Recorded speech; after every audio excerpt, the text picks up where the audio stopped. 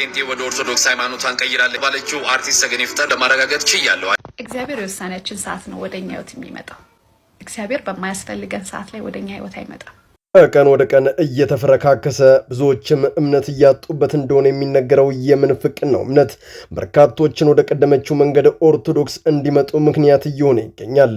ከነዚህ መካከል ተወዳጁ አርቲስት ሰገን ይፍጠር በትናንትናው ዕለት በኢንስታግራም ገጿ ላይ ባሰፈረችው ጽሑፍ የአያቴ ጸሎት እንቧም ታበሰ ስትል ያጋራችው መልእክት ብዙዎችን አነጋግሯል። በዙሪያም መረጃዎችን እንለውጣለን። እስቲ ከአዶናይ ምን እንጠብቅ? ከአዶናይ የምንጠብቀው ነገር እግዚአብሔር ይህ ቲክቶክ አዋርድ ያመጣልኝ መልእክቴን እንዳስተላልፍ ነው። እኔ ኢትዮጵያን አንድ አደርጋታለሁ። አዶናይ ነኝ። ብዙዎች ኢትዮጵያን አንድ የሚያደርጋት ይህ ቴድሮስ ሲሆን ወይ ከሰሜን የመጣ እያሉ ነበር። እንጃ እሱ ነኝ አይደለሁኝም አላውቅም። ግን ከ4 ዓመት በፊት ጀምሮ ኢትዮጵያን አንድ የማድረግ ህልምና ዓላማ ነበረኝ። አሁንም ወደዛ እየገሰገስኩኝ ያለሁት። እግዚአብሔር ይህንን የቲክቶክ አዋርድ ያመጣልኝ መልእክቴን እንዳስተላለፍበት ነው። ኢትዮጵያን አንድ አደርጋታለሁ። ብዙዎች ኢትዮጵያ አንድ የሚያደርጋት በዓለም ዘንድ የሚያስከብራት ቴድሮስ ይመጣል ብሎ ይጠብቃሉ። ሜቢ ያ ቴድሮስ እኔ ልሆን እችላለሁ የሚለው ንግግሩ ቫይራል ወጥቶ በርካቶች ጋር የደረሰ ሲሆን ከነዛ መካከል አንዱ ጠቅላዩ ነበር። ይህንን ከተመለከቱ በኋላም የመደመር እሳቤ ገብቶታል ሲሉ የሰጡትን ሹመት አሳያቸዋለሁ። የኢሉሚናቲዎች መሰብሰቢያ ቦታ ነው ብለው ያምኑ ነበር። ስለዚህ በዛሬው ቪዲዮ ቦታው ድረስ ተገኝቼ ያለውን ነገር እናያለን። Welcome to Illuminati headquarters. I mean Denver International Airport. ወላጆች ከምን ጊዜውም በላይ ልጆቻችሁን ጠብቁ። ዓለም የእውቀት መለኪያዋን ሚዛን አዛብተዋለች።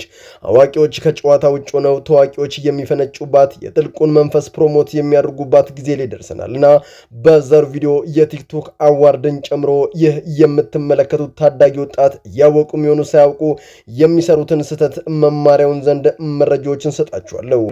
ከባድ ነው ማጥፋት እና ድህነት ጥሩ ነገር ነው። ድህነት ዝም ማለት ብቻ ነው። ማንም የት እንዳለ ማንም አያውቅም። የተነሱበትን የረሱ ዳን ለማየት የሚጠየፉ ባለስልጣናት ሀገራችንን ይዘውሯታል።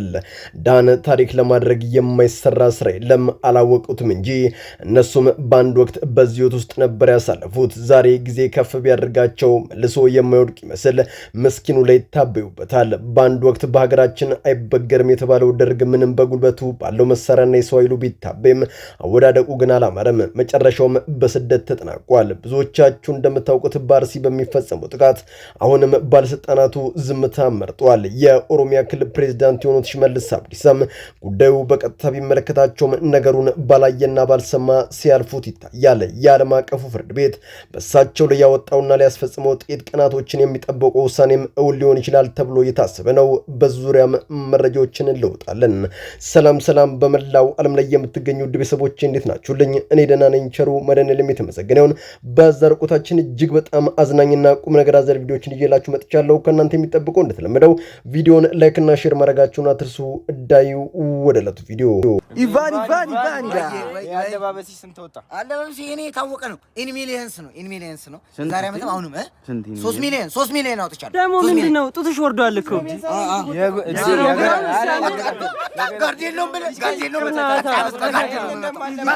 ከቤቱን ሊነካው ሲል ወይዘሮ ኢቫን ጋርድ የለሁም ብለህ ነው አለች። የምር ልጆቹ ይችላሉ ወገን። ወዴት ነው ቆይ አካሄዳችን? ለባል ብቻ መታየት ያለበት ነገር በአደባባይ የዋላ ከመጣ አመታቶችን አስቆጥሯል።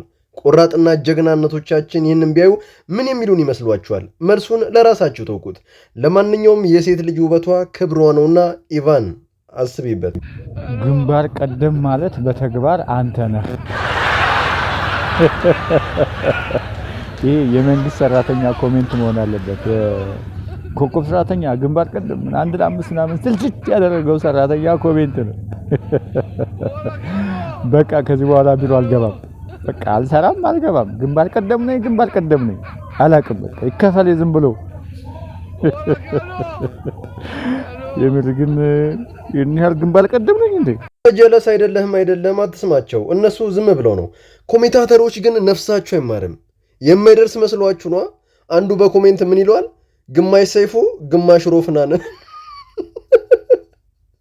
ይቀበልና ሌላኛው የብልጥግና አምፖል ራሱ እንዳንተ አላበራም፣ ካዩ ለኮሊደር ስለሚጠቀሙብህ ወጣ አታብዛ። አረ ምን ጉር ናችሁ ግን! ሰው ወጥቶ እንዳይሰራ እንዳያድግ እንቅፋት የምትሆኑ ታሳዝናላችሁ የምር።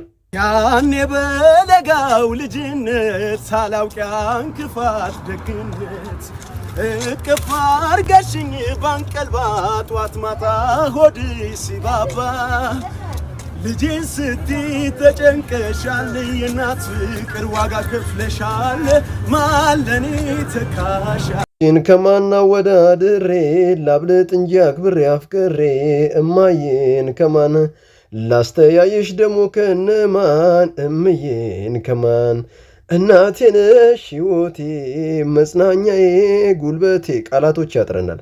ቲክቶክ ክሬቲቭ አዋርድ ላይ ከተሳተፉት ከሁሉም ለኔ አራዳው ይሄ ልጅ ነው። ዛሬ እዚህ ለመቆሙ ሚስጥር ሆነችውን እናቱን ከፍ አድርጎ ያሳየ ጀግና ሲሆን ፈጣሪ አምላክ ሳይማሩ ላስተማሩን መልካቸውን ቀይረው ብርሃን ለሆኑን እናቶቻችን ረጅም እድሜና ጤናን ይስጥልን፣ አሜን። የኢሉሚናቲዎች መሰብሰቢያ ቦታ ነው ብለው ያምኑ ነበር። ስለዚህ በዛሬው ቪዲዮ ቦታው ድረስ ተገኝቼ ያለውን ነገር እናያለን። Welcome to Illuminati headquarters. I mean, Denver International Airport. እንግዲህ እንደሰማችሁት በዴንቨር ኢንተርናሽናል ኤርፖርት ይሄ ነገር ይታያል። ምስሉም ሪፕሬዘንት የሚያደርገው ያው የተጣሉትን መላእክቶችን ነው፣ የነሳጥኔል እስማዚያ ሌሎችንም እና ምን ሲል ታድምጡታላችሁ። ዌልካም ቱ ኢሉሚናቲን ሄድኳርተር እና የተሳሳተ ይመስል አይሚን ዌልካም ቱ ዴንቨር ኢንተርናሽናል ኤርፖርት በሚለው ሲያስተካክሉ አድምጠናል። ይሄ ወዳጆቼ ፐርፐዝ የሚደረግ ስራ ነው እንጂ የሚናገረው ቀድሞ ፕሬት በተደረገው ሲስተም አማካኝነት ሲሆን ምንድነው ዓላማው? ስሙን በህዝቡ ስለልቦና ውስጥ መርጨት ኖርማላይዝ እንዲደረግ ማለማመድ። የገረመኝ ታዲያ ይህ አይደለም። የኛው ጉድጃኒ ስንት ዓለማችን ላይ ታይተው የማይጠገቡ አስገራሚ ስፍራዎችን እንደሌላው ጊዜ ማሳየት የቻለ ይህ ነገር ፕሮሞት ሲያደርግ ሳይው ሽምቅቅን ያልኩት።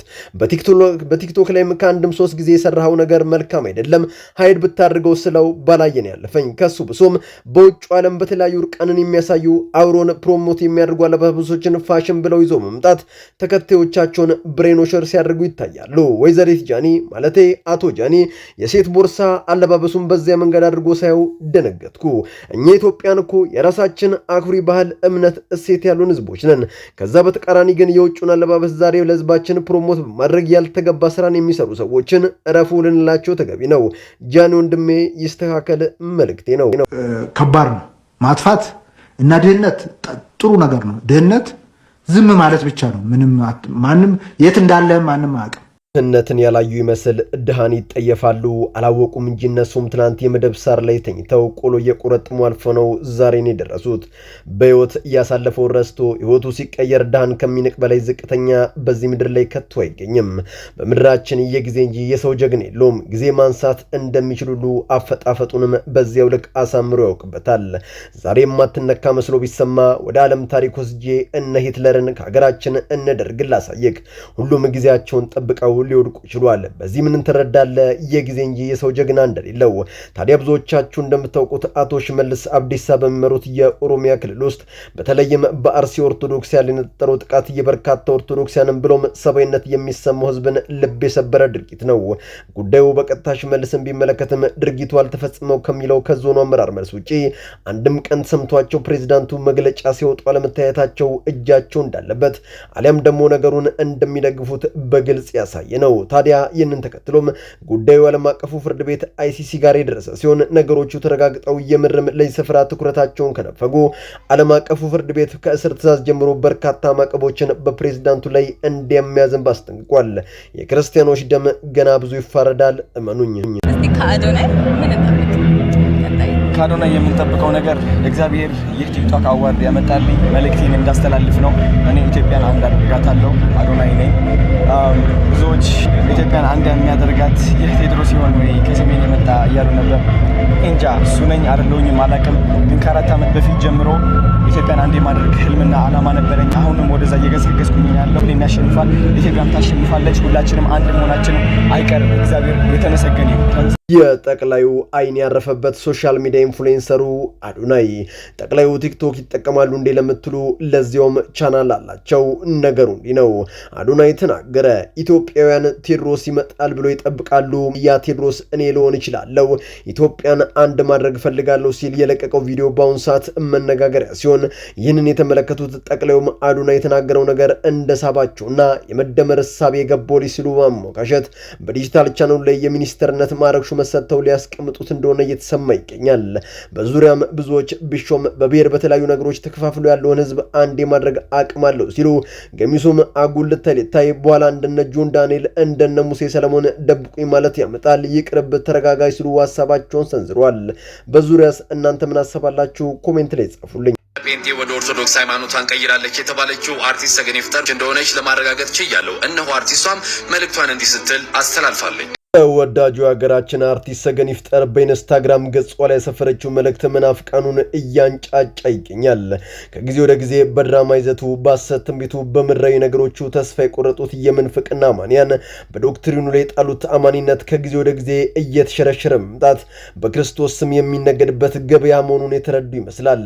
ከነዚህም መካከል ሰገን ይፍጠር አንዷ ስትሆን በጽሁፏም እንዲህ ብላለች።